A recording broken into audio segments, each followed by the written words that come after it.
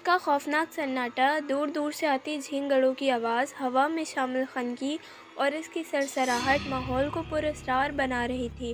وہ تیز قدم اٹھاتی اپنے گھر کی جانب جا رہی تھی۔ اس کی مجبوری تھی اس راستے سے جانا۔ یہ راستہ جنگل کے بیچ سے گزرتا تھا اور اسے یہیں سے اپنے گھر جانا ہوتا تھا۔ وہ شہر سے تھوڑا فاصلے پر ایک چھوٹے سے گھر میں رہتی تھی۔ ایلسا ایک کیفے میں کام کرتی تھی جس کے لیے وہ روز صبح شہر جاتی اور شام تک واپس آ جاتی تھی، لیکن آج کیفے سے واپسی پر وہ کافی لیٹ ہو گئی تھی۔ جنگل کا عجیب سا ماحول اسے بے حد خوف زدہ کر رہا تھا۔ اس خوف کی وجہ یہ ماحول کم پر وہ رات زیادہ تھی جسے وہ کبھی بھول نہیں پاتی تھی۔ اس رات کا سوچ کے اس کے جسم کے رونگٹے کھڑے ہو گئے تھے۔ وہ اس بارے میں سوچنا نہیں چاہتی تھی، پر دماغ کے گھوڑے دوڑ دوڑ کے اسی طرف جا رہے تھے۔ انہی سوچوں میں گم وہ گھر کی طرف جا رہی تھی کہ اپنے سے تھوڑے فاصلے پر اسے ایک سایہ نظر آیا، جسے دیکھ کے اس کی چیخ نکل گئی۔ وہ اتنا بھیانک تھا کہ دیکھنے والا اپنے حواس کھو بیٹھے۔ وہ اپنی جگہ پر جم سی گئی تھی کہ ایک دم وہ سایہ غائب ہو گیا۔ وہ جلدی سے ہوش میں آتی اپنے گھر کی طرف دوڑ پڑی۔ اپنے گھر پہنچتے ہی ایلسا نے اندر سے دروازے کو پکڑ سے بند کیا اور اپنے کمرے میں جا کے بیٹھ گئی۔ وہ لمبے لمبے سانس لیتی، خود کو پرسکون کرنے کی کوشش کر رہی تھی۔ اس کا گھر 2 کمروں، کچن اور چھوٹے سے ہال پر مشتمل تھا۔ اس کی عمر میں ہی وہ اپنے آغا ہو چکی تھی اور اب اکیلی ہی رہتی تھی۔ ایلسا اس وقت نرمی سے بیڈ پر بیٹھی ہوئی تھی کہ اس کی نظر کھڑکی پر پڑی۔ وہاں ایک لڑکی کھڑی تھی، اوپر لال رنگ لباس، سفید آنکھیں، چپٹے ہاتھ، چہرے کے آس پاس بکھرے بال۔ ایلسا نے محسوس کیا کہ وہ لڑکی انسان نہیں ہے۔ وہ لڑکی کو ڈھونڈ بھی رہی تھی، لیکن کھڑکی بند ہونے کی وجہ سے اس کی آواز نہیں آ رہی تھی۔ تب سے ایلسا سفید پڑتی جا رہی تھی۔ اس لڑکی کا ہاتھ لڑکی کی طرف بڑھتا دیکھ ایلسا اچانک بند ہو گئی۔ اس کے آگے کسی کا کچھ نہیں، اور دیکھتے دیکھتے وہ لڑکی غائب ہو گئی۔ ایلسا کتنی دیر ایک ہی پوزیشن میں بیٹھی رہی، پھر اٹھ کے کچن میں آ گئی۔ اپنے لیے کافی بنانے کے بعد وہ ہال میں لگے صوفے پر آ کر بیٹھ گئی اور اسی رات کے بارے میں سوچنے لگی جہاں سے یہ سب شروع ہوا تھا، ماضی۔ ایلسا کو ایڈونچرز کا بہت شوق تھا اور وہ اپنے دوستوں کے ساتھ زیادہ تر ہانٹڈ پلیسز پر جاتی رہتی تھی۔ ایسے ہی ایک بار ان کا پروگرام پرانی حویلی جانے کا بنا۔ پرانی حویلی کے بارے میں یہ بات مشہور تھی کہ وہاں آسیب کا بسیرا ہے اور وہاں جانے والے لوٹ کے واپس نہیں آتے۔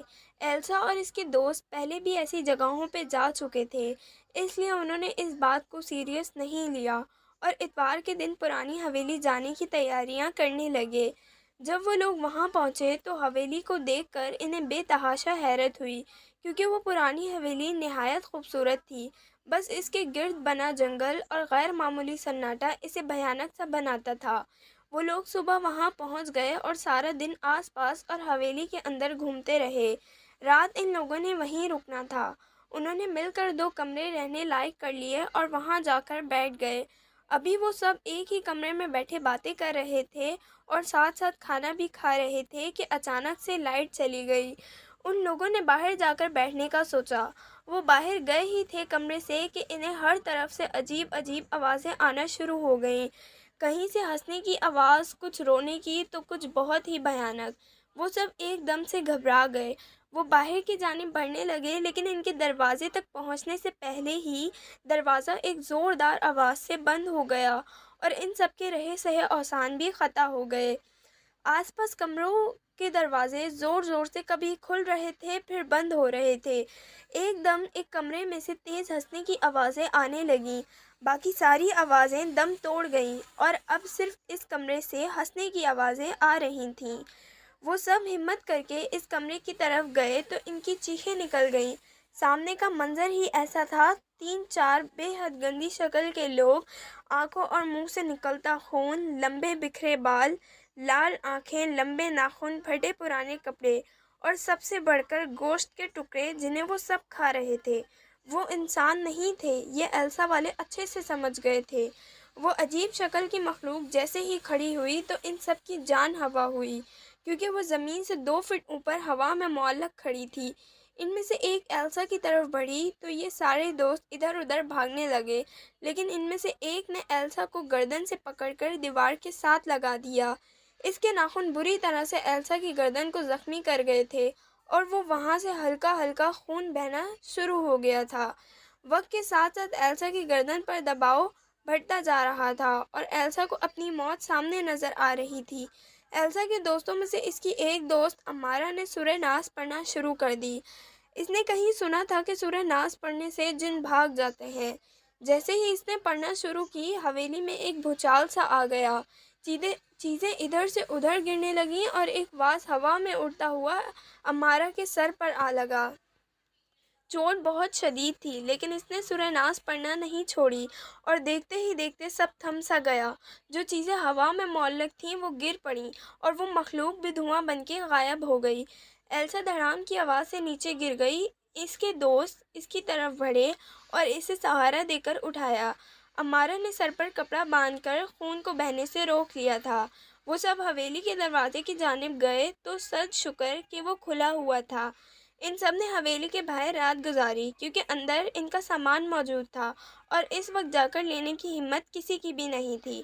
صبح ہوئی تو وہ سب ہمت کر کے اندر گئے اور جلدی جلدی وہاں سے اپنا سامان لے کر روانہ ہوئے۔ واپسی کے سفر پر ایک سنسان سی جگہ پر ان کی وین خراب ہو گئی۔ وہ سب سے پہلے ہی ڈرے ہوئے تھے اور اس جگہ سے بھی خوف آ رہا تھا، حالانکہ دن کا وقت تھا۔ ان کی وین کا ٹائر خراب ہو گیا تھا۔ وہ بدل ہی رہے تھے کہ ایک خوبصورت سی بلی ان کے پاس آئی۔ ایلسا نے آگے بڑھ کر اسے اٹھا لیا۔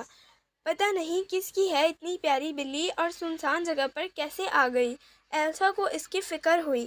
ایلسا، چھوڑ دو اسے، جس کی بھی ہو جو بھی ہو، ہم اندر چل کر بیٹھتے ہیں۔ امارا کا خوف اب بھی ختم نہیں ہوا تھا۔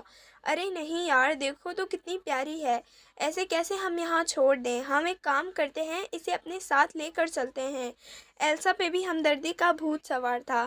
چاروں ناچار ان لوگوں کو ایلسا کی بات ماننی پڑی اور وہ بلی کو اپنے ساتھ لے آئے۔ وہ سب ایلسا کے گھر پر ہی رک گئے تھے۔ سب اتنے تھکے ہوئے تھے کہ ابھی کسی سے گھر نہیں جایا جا رہا تھا۔ وہ لوگ آرام کرنے کے بعد جیسے ہی حال میں آئے تو آگے جو منظر دیکھنے کو ملا وہ ان کی روح قبض کرنے کے لیے کافی تھا۔ وہ بلی اپنے سامنے رکھے پیالے میں سے خون پی رہی تھی۔ نہ جانے وہ پیالہ اور خون کہاں سے آیا تھا، اور پھر وہ بلی ہوا میں بلند ہوئی اور ایک بھیانک چڑیل کا روپ اختیار کر گئی۔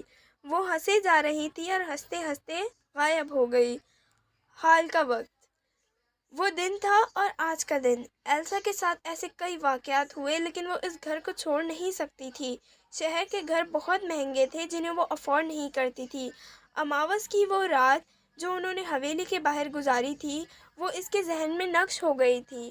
ڈر، خوف، پریشانی، اس رات میں سب شامل تھا۔ 2 سال گزر گئے تھے اس واقعے کو، لیکن وہ بھول نہیں پاتی تھی۔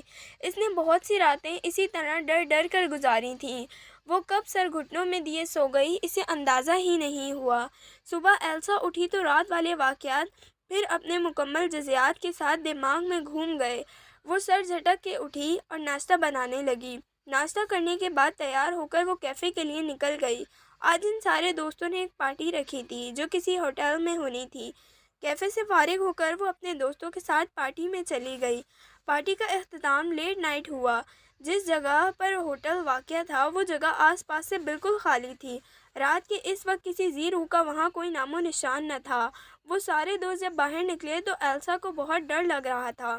ایسی جگہوں پر عموماً اس کے ساتھ کچھ نہ کچھ برا ہو جاتا تھا، اور تھوڑی ہی دیر بعد ایلسا کو لگا جیسے کوئی اس کے ساتھ اور پیچھے چل رہا ہو۔